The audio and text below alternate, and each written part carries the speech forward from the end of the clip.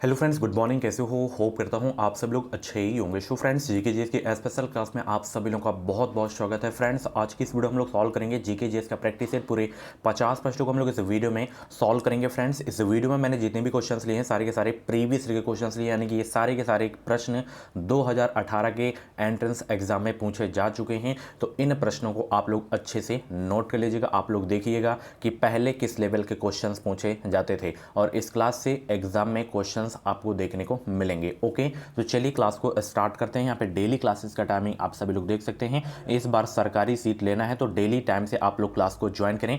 और भी जो क्लासेस हो गई हैं उन क्लासेस को नहीं देखे हैं तो आप लोग प्ले लिस्ट में जाएं। प्ले लिस्ट में आपको सारी की सारी क्लासेस मिल जाएंगे। तो चलिए एक बार फिर से सभी को गुड मॉर्निंग। क्लास को स्टार्ट करते हैं। यहाँ पे आप लोग देख सकते हैं सबसे पहला प्रश्न पूछा गया था कि उगते हुए सूरज का देश किसे कहा जाता है। बताएं सब लोग। गुड मॉर्निंग सभी को भाई, गुड मॉर्निंग। और आज आपका कम से कम 50 में से 30 क्वेश्चंस करेक्ट होना चाहिए, ठीक है। तो पूरी क्लास देख के स्कोर अपना ज़रूर बताइए आप लोग, ठीक है। उगते हुए सूरज का देश किस देश को कहा जाता है? जापान को कहा जाता है। पहला का बी आपका बिल्कुल करेक्ट हो जाएगा, ठीक है। चलिए, ये प्रश्न भी आपका सही होगा क्योंकि ये प्रश्न करीब 3 से 4 बार मैं करवा चुका हूँ। प्रश्न ये है, किस संविधान संशोधन के द्वारा मत अधिकार की जो आयु है 21 वर्ष से घटाकर 18 वर्ष कर दिया गया है। पहले जो मतदान की आयु थी 21 वर्ष थी और इसे घटाकर 18 वर्ष कर दिया गया है। तो ये किस संशोधन के द्वारा किया गया है, ये आपको बताना है। गुड मॉर्निंग भाई सभी को, गुड मॉर्निंग।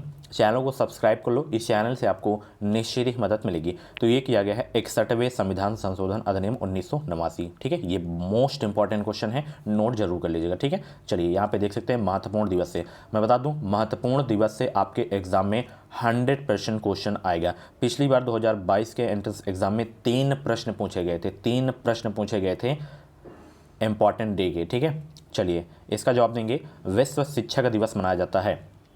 विश्व शिक्षक दिवस मनाया जाता है कब? तीसरा का जवाब देने का प्रयास करेंगे। तीसरा का जवाब देने का प्रयास करेंगे। विश्व शिक्षक दिवस मनाया जाता है। विश्व शिक्षक दिवस कब मनाया जाता है? सभी लोग जवाब देने का प्रयास करेंगे, आंसर सोचने का। अगर आप लोगों को ज़्यादा समय चाहिए तो आप लोग वीडियो को रोक भी सकते हैं, और बीएड से रिलेटेड कुछ भी डाउट्स हैं तो आप लोग हमें इंस्टा पे या व्हाट्सएप पे मैसेज भी कर सकते हैं। कॉल्स आपको नहीं करना है। बताइए 5 अगस्त को या 5 सितंबर को या 5 दिसंबर को या 5 अक्टूबर को। इस क्लास की अगर आपको जो है पीडीएफ चाहिए तो आप लोग हमारे टेलीग्राम चैनल को ज्वाइन कर सकते हैं। टेलीग्राम चैनल का नाम है एजुकेशन विद साहिल। वीडियो के डिस्क्रिप्शन बॉक्स में लिंक दे दिया हूँ। तो विश्व शिक्षक दिवस जो मनाया जाता है 5 अक्टूबर को मनाया जाता है, ठीक है। अगर केवल यानी कि राष्ट्रीय शिक्षक दिवस पूछे तो 5 सितंबर को, ठीक है। चलिए, किसके द्वारा खालसा पंथ की स्थापना की गई थी? बताएं सब लोग। किसके द्वारा खालसा पंथ की स्थापना की गई थी?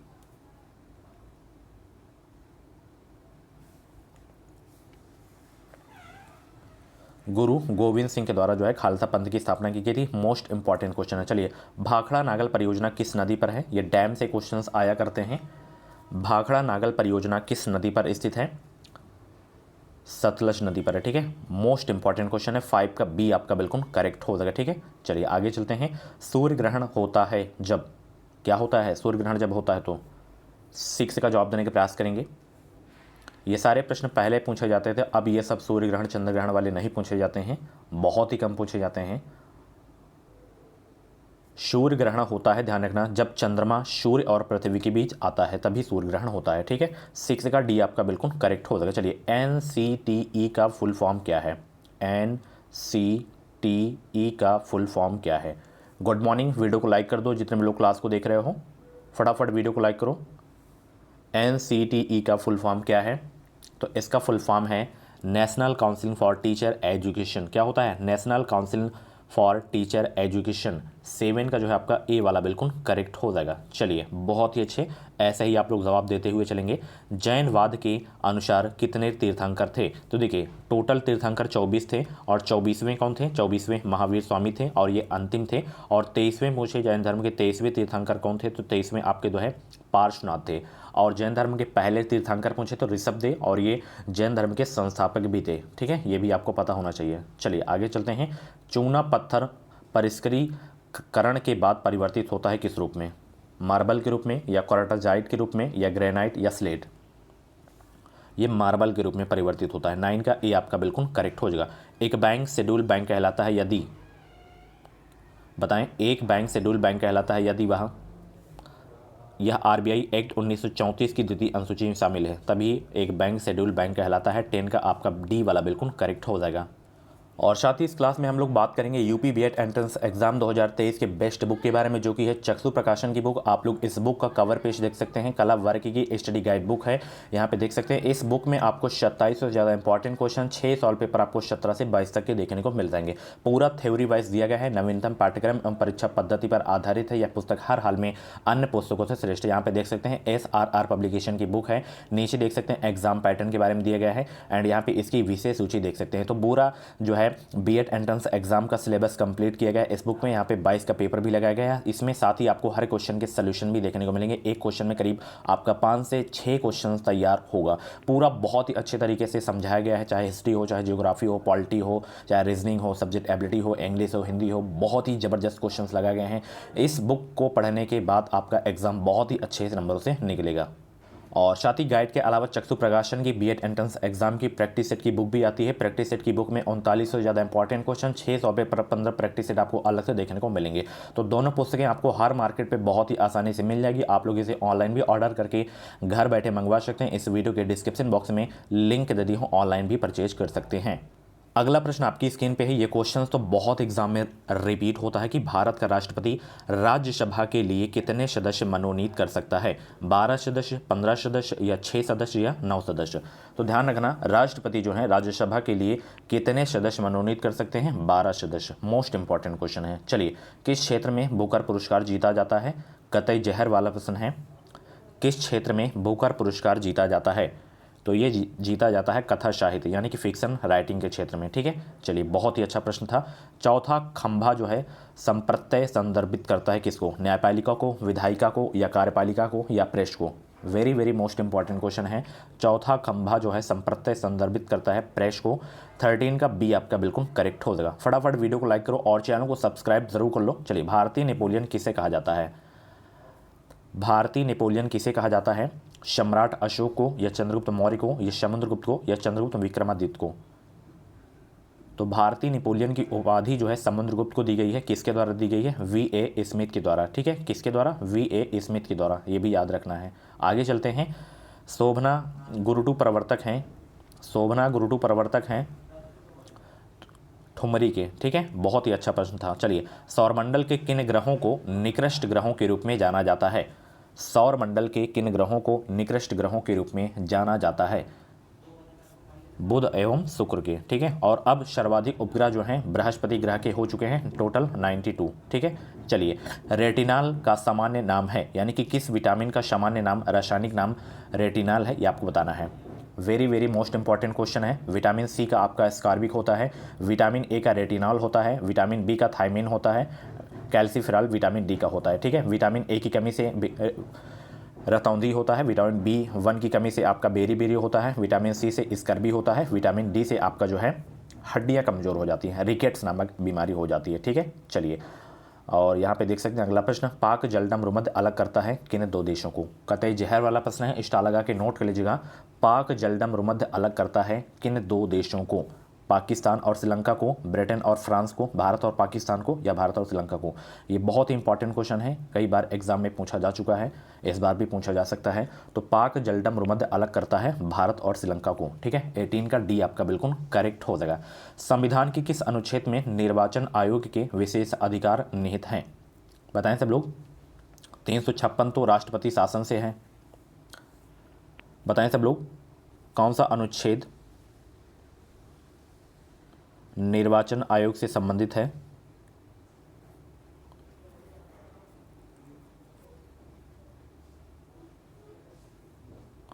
गुड मॉर्निंग भाई, सभी को गुड मॉर्निंग। वीडियो को लाइक शेयर करते रहो फटाफट आप लोग।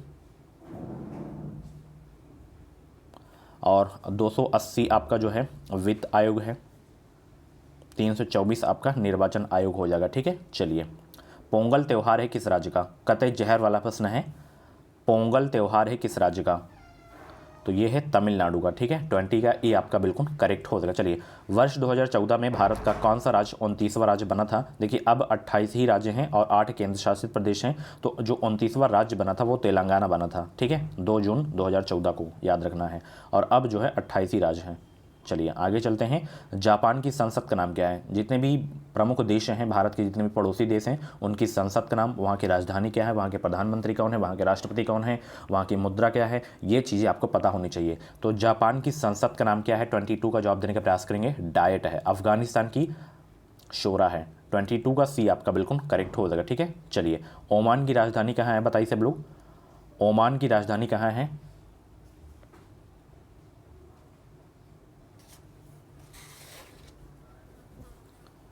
ओमान की राजधानी है मस्कट। 23 का डी आपका बिल्कुल करेक्ट हो जाएगा। चलिए बिहू किस राज्य का मुख्य त्यौहार है? कतई जहर वाला प्रश्न है, कई बार एग्जाम में ये प्रश्न रिपीट हो चुका है। बिहू जो है किस राज्य का मुख्य त्यौहार है? ये असम का है। ठीक है, बहुत इंपॉर्टेंट क्वेश्चन है। 24 का ए आपका बिल्कुल करेक्ट हो जाएगा। चलिए भारत के संविधान के अनुच्छेद किस अनुच्छेद में जो है मौलिक कर्तव्यों का वर्णन है? मौलिक कर्तव्यों का वर्णन किस अनुच्छेद में है? 51A में है। ठीक है, मोस्ट इंपॉर्टेंट क्वेश्चन है ये। अभी मैंने बताया था विटामिन सी की कमी से होने वाला रोग कौन सा है, तो विटामिन सी की कमी से होने वाला रोग है स्कर्वी। ठीक है, चलिए 26 का डी आपका बिल्कुल करेक्ट हो जाएगा।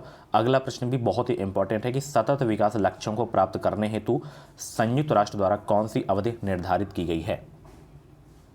बताएं वो कौन सी अवधि है जो निर्धारित की गई है? तो वो है 2016 से 2030। ठीक है, चलिए आगे चलते हैं। अगला प्रश्न आपकी स्क्रीन पे है। कैलाश सत्यार्थी संबंधित है किस आंदोलन से या किस अभियान से? कैलाश सत्यार्थी संबंधित है निर्मल भारत अभियान से, नर्मदा बचाओ आंदोलन से, बचपन बचाओ आंदोलन से या चिपको आंदोलन से? तो कैलाश सत्यार्थी जो है संबंधित है बचपन बचाओ आंदोलन से। ठीक है, 28 का बी आपका बिल्कुल करेक्ट हो जाएगा। चलिए किसने सन 2016 में भारत का अंतिम पृथक रेल बजट पेश किया था? किसने सन 2016 में भारत का अंतिम पृथक रेल बजट पेश किया था? सुरेश प्रभु। ठीक है, चलिए भारत का राष्ट्रपति बनने से पूर्व श्री रामनाथ कोविंद जो है कहाँ के राज्यपाल थे? बताएं सब लोग। भारत का राष्ट्रपति बनने से पूर्व श्री रामनाथ कोविंद कहाँ के राज्यपाल थे? बिहार के राज्यपाल थे। 30 का ए आपका बिल्कुल करेक्ट हो जाएगा। ठीक है, और इस समय द्रौपदी मुर्मू जी हैं भारत की राष्ट्रपति। चलिए फ्रांसीसी क्रांति का सही नारा क्या था? फ्रांसीसी क्रांति का सही नारा क्या था? बताएं सब लोग। 31 का राइट आंसर क्या होगा? फ्रांसीसी क्रांति का सही नारा क्या था? तो फ्रांसीसी क्रांति का जो सही नारा था स्वतंत्रता, समानता और भ्रातृत्व। 31 का सी आपका बिल्कुल करेक्ट हो जाएगा। निम्न में से किस खिलाड़ी ने रियो पैरालंपिक्स 2016 में ऊंची कूद में स्वर्ण पदक जीता था? हालांकि ये करंट का प्रश्न पूछा गया था 2018 के एग्जाम में, 16 का प्रश्न पूछा गया था, तो ये आपसे अब नहीं पूछा जाएगा। तो मरियप्पन थंगावेलु ने जो है स्वर्ण पदक जीता था। ठीक है, न्यायमूर्ति दलवीर भंडारी चर्चा में रहे थे क्योंकि वह जो है, ये भी करंट का प्रश्न है, क्योंकि वो इंटरनेशनल कोर्ट ऑफ जस्टिस के लिए जो है पुनर्निर्वाचित हुए थे दलवीर भंडारी, इसलिए वो चर्चा में रहे थे। 33 का डी आपका बिल्कुल करेक्ट हो जाएगा। चलिए अगला प्रश्न, किसको जो है भारत में सर्वाधिक पुराना ग्रंथ माना जाता है? 34 का जवाब देने का प्रयास करेंगे। किसको भारत में सर्वाधिक पुराना ग्रंथ माना जाता है? तो वेद में आपका ऋग्वेद हो जाएगा। वेद को माना जाता है तो ऋग्वेद आपका इसमें दिया है, तो ऋग्वेद आपका सही हो जाएगा। ठीक है, चलिए किसी प्राणी की ज्ञानेंद्रिय उसे सहायता करती है? किसी प्राणी की ज्ञानेंद्रियां उसे सहायता प्रदान करती हैं किसमें? तो किसी प्राणी की ज्ञानेंद्रिया उसे सहायता प्रदान करती है उद्दीपक के प्रति अनुक्रिया करने में। ठीक है, 35 का डी आपका बिल्कुल करेक्ट हो जाएगा। अगला प्रश्न आपकी स्क्रीन पे है। किसको भारत में हरित क्रांति का जनक माना जाता है? कतई जहर वाला प्रश्न है, इंपॉर्टेंट है आपके एग्जाम के लिए। देखिए श्वेत क्रांति का जनक वर्गीज कुरियन को माना जाता है और भारत में हरित क्रांति का जनक MS स्वामीनाथन को माना जाता है। ठीक है, आप लोग बताइए विश्व में हरित क्रांति का जनक किसे माना जाता है? नॉर्मन बोरलॉग को। ठीक है, चलिए जस्टिन ट्रूडो जिन्होंने फरवरी 2018 में भारत की यात्रा की थी, वो किस देश के प्रधानमंत्री थे? तो ये कनाडा के प्रधानमंत्री थे। 37 का ए आपका बिल्कुल करेक्ट हो जाएगा। चलिए निम्न में से कौन सा नाटक जो है विलियम शेक्सपियर द्वारा नहीं लिखा गया है? वो कौन सा नाटक है जो विलियम शेक्सपियर द्वारा नहीं लिखा गया है? आर्म्स एंड द मैन, ये नहीं लिखा गया है। ठीक है, चलिए राष्ट्रीय प्रतिरक्षा संस्थान स्थित है कहाँ? राष्ट्रीय प्रतिरक्षा संस्थान स्थित है कहाँ? तो ये न्यू दिल्ली में है आपका। 39 का सी आपका बिल्कुल करेक्ट हो जाएगा। 2020 में ग्रीष्मकालीन ओलंपिक खेलों का आयोजन किस देश में किया जाएगा? ये पुराना प्रश्न है, इसको नहीं करेंगे। ठीक है, चलिए इसमें आपको मिलाना है, ये ऑप्शन देख सकते हैं आप लोग यहाँ पे, और मिलाना है। चलिए मिलाइए आप लोग। 41 का राइट आंसर क्या हो जाएगा? तो देखिए एनीमिया जो होता है आपका लौ की कमी से होता है। चलिए इसको देख लीजिए आप लोग अच्छे से।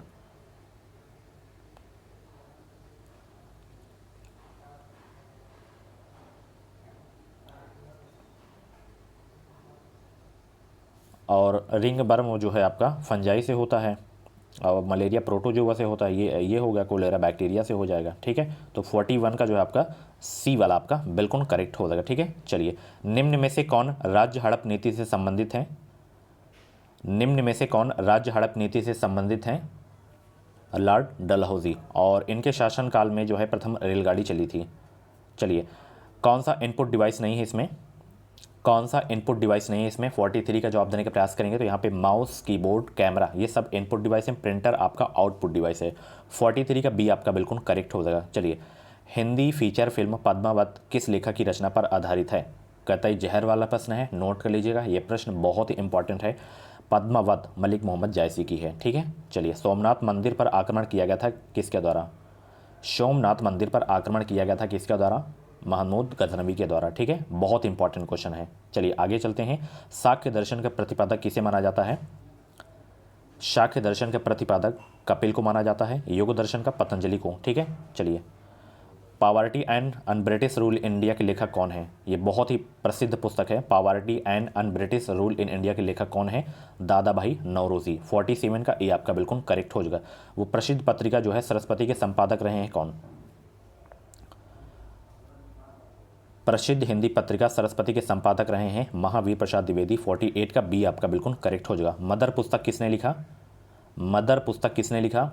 तो ये पुस्तक लिखी गई है मैक्सिम गोर्की के द्वारा। ठीक है, जीएसटी भारत में लागू किया गया था कब? ये 1 जुलाई 2017 को लागू किया गया था। ठीक है, सो फ्रेंड्स, ये थी आज की जीके जैसी क्लास। कैसी लगी क्लास कमेंट बॉक्स में अपना छोटा सा फीडबैक जरूर दीजिएगा, और वीडियो को लाइक जरूर कर देना, और 50 में से जितने भी प्रश्न आपके सही हुए हों कमेंट बॉक्स में नाम स्कोर जरूर देगा। और इस बार सरकारी सीट लेना है तो एजुकेशन मिसाइल यूट्यूब चैनल को सब्सक्राइब करके जुड़ जाएं। इस चैनल से आपको निश्चित ही मदद मिलेगी। और भी जो क्लासेस हो गई हैं Hindi, GK, reasoning subject, ability, current affair की, उन क्लासेस को नहीं देखें तो प्ले लिस्ट में जाइए, प्ले लिस्ट में आपको सारी की सारी क्लासेस मिल जाएंगी। ओके, तो चलिए मिलते हैं 1:30 बजे वाली क्लास में। Thank you so much. इस वीडियो को अधिक से अधिक शेयर करें। Thanks for watching.